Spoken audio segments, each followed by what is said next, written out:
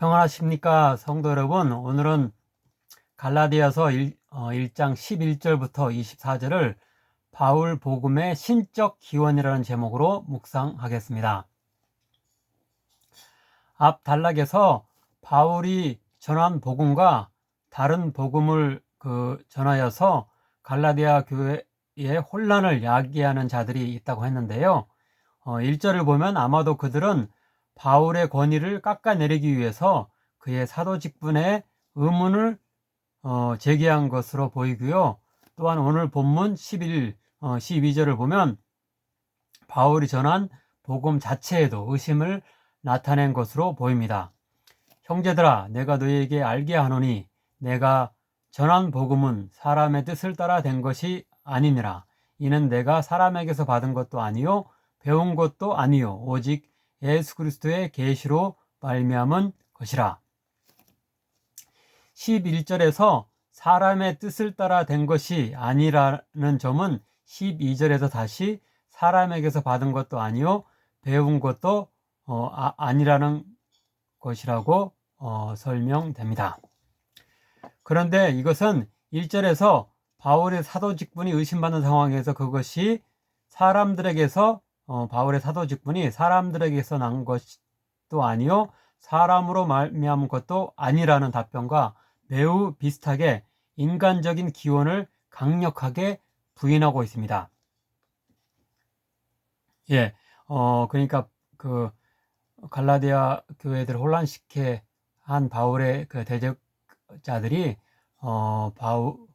바울의 어떤 사도 직분이 하나님에게서부터 온 것이 아니고 어떤 인간적인 어떤 그런 어떤 바울 자신의 어떤 인간적인 어떤 주장 가운데 거짓된 것이라고 한 것이고, 또 여기서 또 바울의 복음이 또 사람의 뜻에 따라 났으며 또 사람에게서 어떤 다른 사람에게서 배우고 그 다음에 받은 것이다 라고 하면서 바울의 복음의 또 신적 기원을 이제 부정하는 자들이 있었기 때문에 그것에 반하여서 바울이 이런 말들을 한 것을 볼 수가 있습니다. 그런데 1절 뒷부분에서와 유사하게 12절 뒷부분에서는 바울의 복음이 예수 그리스도의 계시로 말미암은 것, 곧 신적인 기원을 가진 것이라고 주장됩니다. 이어지는 단락들은 이런 바울 복음의 신적 기원에 대한 변호를 바울 자신의 인생 여정에 대한 자전적 진술을 통해서 하고 있습니다. 바울의 복음이 어떻게 하나님과 예수님에게서 온 것인지를 설명하고 있습니다. 첫째로 13절부터 14절은 바울 자신이 본래는 유대교회 전통에 충실하도록 성장하고 교육받았으며 기독교인을 심하게 박해할 정도로 유대교에 열심을 가졌었기 때문에 인간의 상식과 이성으로는 도저히 기독교의 복음을 전하는 자로 변화될 수 없던 자였음을 밝히고 있습니다. 내가 이전에 유대교에 있을 때 행한 일은 너희가 들었거니와 하나님의 교회를 심히 박해하여 멸하고 내가 동족 중 여러 영갑자보다 유대교를 지나치게 믿어 내 조상의 전통에 대하여 더욱 열심히 있었으나. 다음으로 15절부터 16절 상반절에서는 앞에서 말한 바울의 유대교적인 성장과 교육 배경, 그리고 거기에서 비롯된 기독교에 대한 반감과 박해에도 불구하고 하나님의 전적인 애정과 은혜로 바울이 예수님을 다메섹 도상에서 대면하게 된 사건을 기록하고 있습니다. 그러나 내 어머니의 태로부터 나를 택정하시고 그의 은혜로 나를 부르신 이가 그의 아들을 이방에 전하기 위하여 그를 내 속에 나타내시기를 기뻐하셨을 때에, 이것은 인간적으로 보면 도저히 복음에 대해서 알고 그것을 전하는 자가 될 수 없었지만 바울이 하나님의 절대적인 작정과 역사 가운데 예수님을 만나게 됐고 예수님에게서 복음을 배우고 그것을 전할 수 있는 자로 변화될 수 있었다는 말씀입니다. 세 번째로 16절 하반절에서 17절입니다. 내가 곧 혈육과 의논하지 아니하고 또 나보다 먼저 사도된 자들을 만나려고 예루살렘으로 가지 아니하고 아라비아로 갔다가 다시 다메섹으로 돌아가노라. 예, 이 구절은 바울이 다메섹 도상에서 예수님을 극적으로 만나 이방인에게 복음을 전하는 자로 소명을 받고 나서 한 일은 어떤 훌륭한 인간 선생님, 여기 이렇게 본문에 보면 혈육이라고 나와 있는데, 혈육은 우리 그 한국어에서는 어떤 그 가족이라든가 친척을 의미하는데, 여기서는 그런 의미가 아니고 어떤 사람을 뜻하는 라고 이렇게 사람을 총칭하는 단어라고 볼 수 있겠습니다. 근데 특별히 여기서는 어떤 훌륭한 인간 선생님, 특별히 예루살렘의 사도들을 바울이 만나서 복음에 대해 보다 충실히 배우고 지도받는 일, 어떤 그런 거를 가르치기 위해서 이렇게 사용된다고 할 수 있는데, 그는 다메섹과 아라비아에 가서 바로 독립적으로 복음 전도자의 사명을 수행했지, 어떤 그런 인간 지도자, 예루살렘의 사도들을 만나지 않았다는 것을 여기서 확인해 주고 있습니다.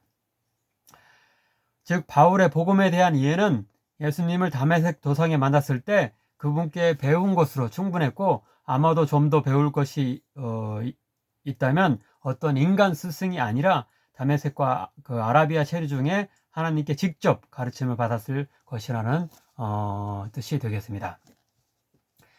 네 번째로 18절부터 20절은 바울이 회심 후 예루살렘에 간 것은 무려 3년 후였으며, 그 목적은 게바. 게바는 베드로의 베드로가 바위라는 뜻인데, 바위라는 뜻의 그런 아람어 표현입니다. 근데 예루살렘에 3년 후에 이제 간 것은 이런 베드로에게 뭘 배우기 위한 것이 아니라 대등한 입장에서 방문한 것이었으며, 그 체류 기간도 15일에 불과했고, 다른 사도로는 야고보밖에 보지 않았다고 밝히고 있습니다. 그 후 3년 만에 내가 게바를 방문하려고 예루살렘에 올라가서 그와 함께 15일을 머무는 동안 주의 형제 야고보 외에 다른 사도들을 보지 못하였노라. 보라, 내가 너희에게 쓰는 것은 하나님 앞에서 거짓말이 아니로다. 여기서 베드로와 야고보 외에 다른 사도들을 만나지 않았다는 것은 그가 이미 하나님과 예수님에게서 사도로 인정받고 복음에 대한 충분한 깨달음을 얻었기 때문에 사도들과의 좋은 유대 관계를 만들고 그들로부터 인정받는데 아무런 신경도 쓰지 않았음을 의미합니다. 그가 인간적 유대와 인정에 정말로 관심이 없었음을 강조하기 위해서 20절은 보라, 내가 너에게 쓰는 것은 하나님 앞에서 거짓말이 아니로다 라는 그런 맹세, 하나님 앞에서의 맹세를 이게 정령 사실인 것을 여기서 다시 한번 강조하고 있습니다. 마지막으로 21절부터 24절은 바울이 앞에 예루살렘 방문 후에 행한 수리아와 길리기아에서의 전도는 베드로와 야고보 등의 예루살렘의 사도들의 감독하에서가 아닌 바울의 독립적인 주도하에서 이루어졌음을 나타내주고 있습니다. 그 후에 내가 수리아와 길리기아 지방에 이르렀으나 그리스도 안에 있는 유대의 교회들이 나를 얼굴로는 알지 못하고 다만 우리를 박해하던 자가 전에 멸하려던 그 믿음을 지금 전한다 함을 듣고 나로 말미암아 하나님께 영광을 돌리니라.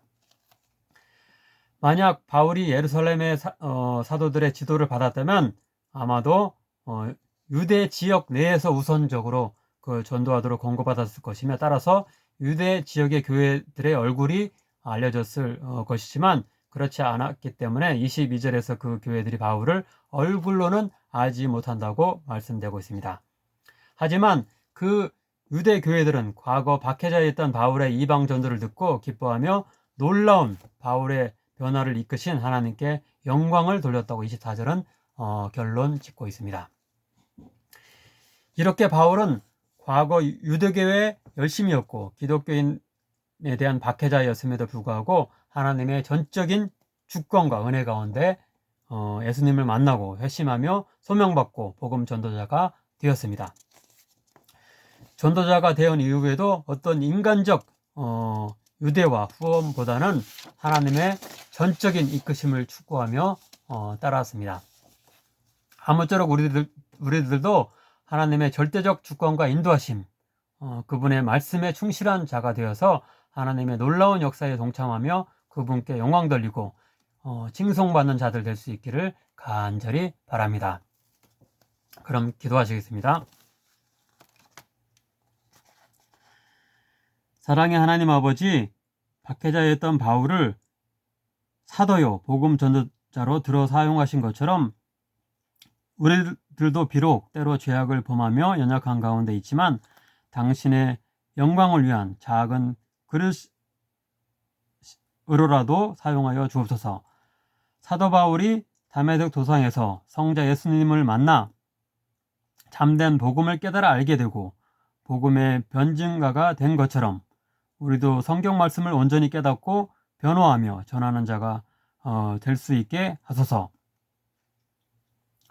어떤 상황 속에서도 인간적인 방법에 의지하기보다는 성령이 주시는 지혜와 능력으로 복음을 실천하여서 이 땅에 하나님 나라를 확장하는 자들 되게 하소서. 예수님의 이름으로 기도하옵나이다. 아멘.